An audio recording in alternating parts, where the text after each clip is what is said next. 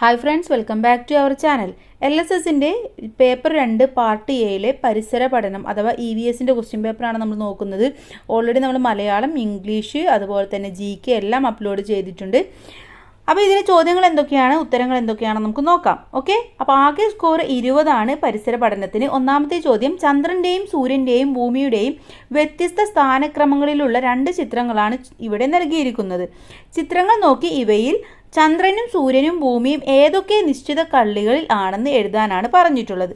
ഒന്നാമത്തെ ചിത്രത്തിൽ ഒന്നാമത്തേത് വലുതായി കാണിച്ചിട്ടുള്ളത് സൂര്യനാണ്, പിന്നെ ഭൂമി, പിന്നെ ചന്ദ്രൻ. രണ്ടാമത്തെ ചിത്രത്തിൽ ഭൂമി, ചന്ദ്രൻ, സൂര്യൻ. ഓക്കെ, ഇനി ഇതിലെ സി ചോദ്യം, ചിത്രം 1, 2 ഇവ നിരീക്ഷിച്ച് ഇവയിൽ അമാവാസി, പൗർണമി എന്നിവ ഏതാണെന്ന് തിരിച്ചറിഞ്ഞ് ചിത്രീകരണം പൂർത്തിയാക്കൂ.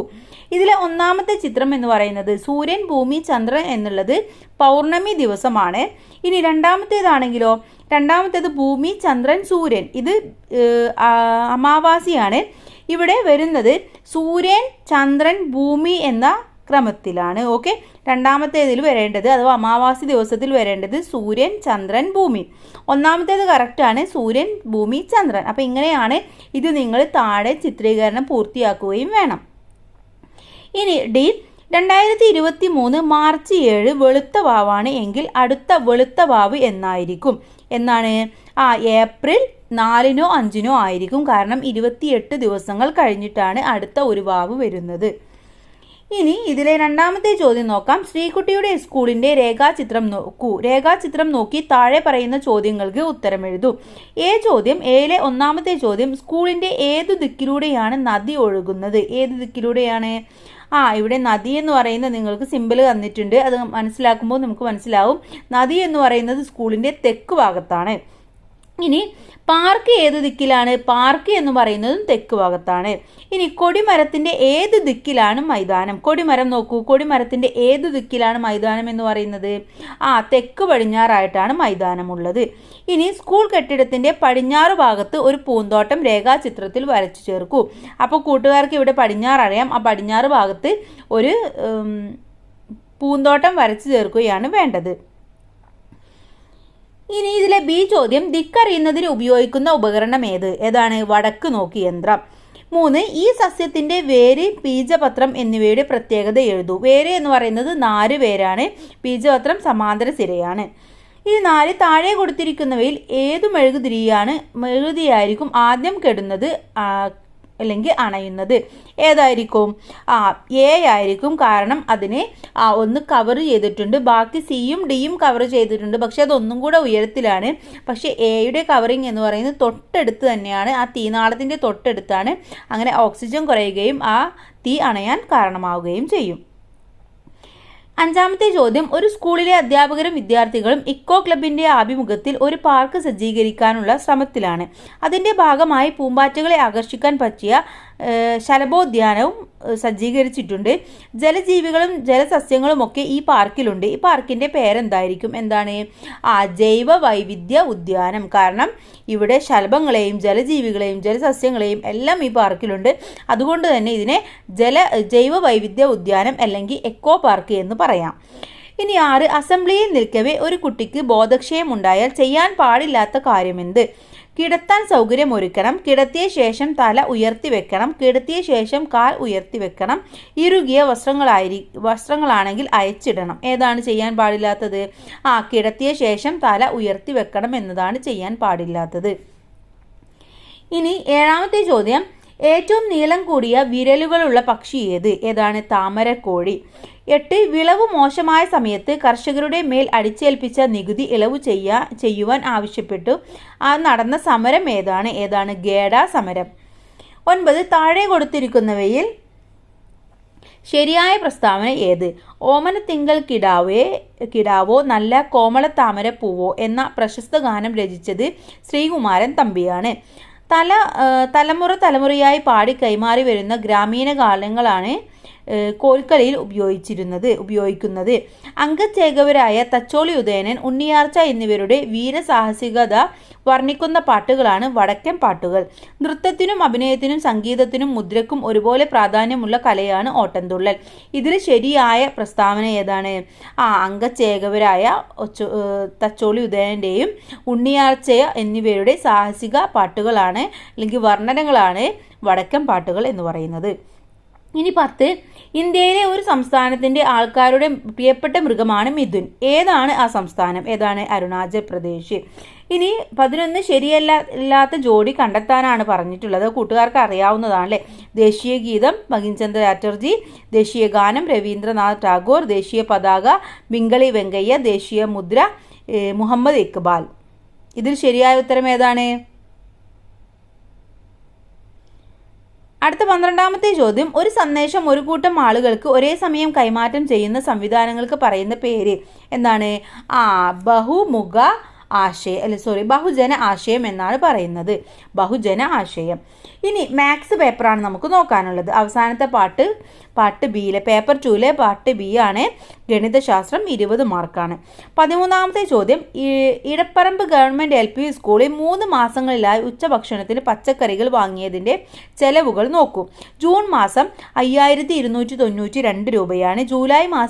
ജൂൺ മാസത്തിനേക്കാൾ 252 രൂപ കൂടുതലാണ്. ഇനി ഓഗസ്റ്റ് മാസമാണെങ്കിലോ ജൂലൈ മാസത്തിനേക്കാൾ 512 രൂപ കുറവാണ്. ഇവിടെ ഒന്നാമത്തെ ചോദ്യം, 3 മാസങ്ങളിലുമായി ആകെ എത്ര രൂപയുടെ പച്ചക്കറികളാണ് വാങ്ങിയത്? ഇവിടെ നിങ്ങൾ ചെയ്യേണ്ടത് ജൂൺ മാസത്തെ 5292 പ്ലസ് ജൂൺ മാസത്തിനേക്കാൾ 252 കൂടുതലാണ്. അതിൻ്റെ കൂടെ 252 കൂടെ നിങ്ങൾ ആഡ് ചെയ്യണം. ആ കിട്ടുന്ന ആൻസറിൽ നിന്ന് 522 രൂപ കുറച്ച് എത്രയാണെന്ന് കണ്ടെത്തണം. ഓക്കെ, എന്നിട്ട് ജൂൺ മാസത്തെ 5292 ഈ 252 കൂട്ടുമ്പോൾ കിട്ടിയ സംഖ്യയും ഇത് രണ്ടും കൂടെ കൂട്ടുക. കൂടാതെ ജൂലൈയിലെ ആൻസറിൽ നിന്ന് 522 കുറച്ച് കിട്ടുന്ന സംഖ്യയും കൂടെ കൂട്ടുക. എന്നിട്ട് അത് 3ഉം കൂടെ കൂട്ടുമ്പോൾ നമുക്ക് ഉത്തരം കിട്ടുന്നത് 15868 എന്നാണ്. അപ്പോൾ ഉത്തരം എന്ന് പറയുന്നത് 15868 ആണ്. അത് വന്ന വഴി എന്ന് പറയുന്നത് ഇങ്ങനെയാണ്. 3 സ്കോറാണ് ഈ ചോദ്യത്തിന്. ഇനി ബി, ജൂലൈ മാസത്തിൽ കിലോഗ്രാമിന് 13 രൂപ നിരക്കിൽ ആകെ 129 കിലോഗ്രാം വെള്ളരിക്കയാണ് കറികൾ തയ്യാറാക്കാനായി വാങ്ങിയത് എങ്കിൽ ആകെ എത്ര രൂപയുടെ വെള്ളരിക്ക വാങ്ങി? എങ്ങനെ കണ്ടെത്താം? 129 × 13. അപ്പോൾ നമുക്ക് ഉത്തരം കിട്ടുന്നത് 1677. ഓക്കെ, ഇനി ഇതിലെ സി ചോദ്യം നോക്കാം. കിലോഗ്രാമിന് 9 രൂപ നിരക്കിൽ ആകെ 198 രൂപയുടെ തക്കാളിയാണ് ഓഗസ്റ്റ് മാസം വാങ്ങിയത്. ഒരു ദിവസം 1 കിലോഗ്രാം തക്കാളി വീതമാണ് ഉപയോഗിച്ചതെങ്കിൽ ആ മാസം എത്ര ദിവസങ്ങളിൽ ഉച്ചഭക്ഷണ വിതരണം നടന്നിട്ടുണ്ടാവും? എന്ത് ചെയ്യണം നമ്മൾ ചെയ്യേണ്ടത് 9 രൂപ നിരക്കിൽ 198 എണ്ണമാണ് വാങ്ങിയത് അല്ലേ? അങ്ങനെയാണെങ്കിൽ ഓഗസ്റ്റ് മാസം വാങ്ങിയത് 1 കിലോഗ്രാം തക്കാളി വീതമാണ്. ആ മാസം എത്ര ഉപയോഗിച്ചിട്ടുണ്ടാകും? അപ്പോൾ നമ്മൾ എന്ത് ചെയ്യണം? 198 ഡിവൈഡഡ് ബൈ 18 ചെയ്യണം. അപ്പോൾ നമുക്ക് 22 ദിവസം എന്ന ഉത്തരം കിട്ടും.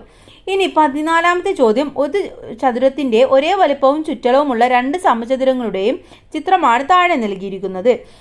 ഈ ചോദ്യം, സമചതുരത്തിൻ്റെ ചുറ്റളവ് 16 സെൻറ്റിമീറ്റർ ആയാൽ അതിൻ്റെ ഒരു വശത്തിൻ്റെ അളവ് എത്ര? സമചതുരത്തിൻ്റെ ചുറ്റളവ് 16 ആണ്. അപ്പോൾ നമ്മൾ എങ്ങനെ ചെയ്യണം? സമചതുരം എന്ന് പറയുമ്പോൾ 4 വശവും തുല്യമായിരിക്കും. 16 ഡിവൈഡഡ് ബൈ 4. അപ്പോൾ എത്ര ഉത്തരം കിട്ടും? 4 സെൻറ്റിമീറ്റർ. അപ്പോൾ ഒരു വശത്തിൻ്റെ നീളം എന്ന് പറയുന്നത് 4 ആണ്. ഇനി ഉത്തരം ശരിയാണോ നോക്കാൻ 4 + 4 + 4 + 4 നിങ്ങൾ 4 തവണ 4 കൂട്ടിയാൽ 16 കിട്ടുന്നുണ്ടോ എന്ന് നോക്കിയാലും മതി. ഇനി ബി, ചിത്രം 1ലെ ചതുരത്തിൻ്റെ ചുറ്റളവ് എത്രയാണ്? ചിത്രം 1 നോക്കൂ. ചിത്രം 1 4 സെൻറ്റിമീറ്ററും 8 സെൻറ്റിമീറ്ററുമാണ് അല്ലേ? അപ്പോൾ അവിടെ ആ ചുറ്റളവ് എങ്ങനെ കാണാം?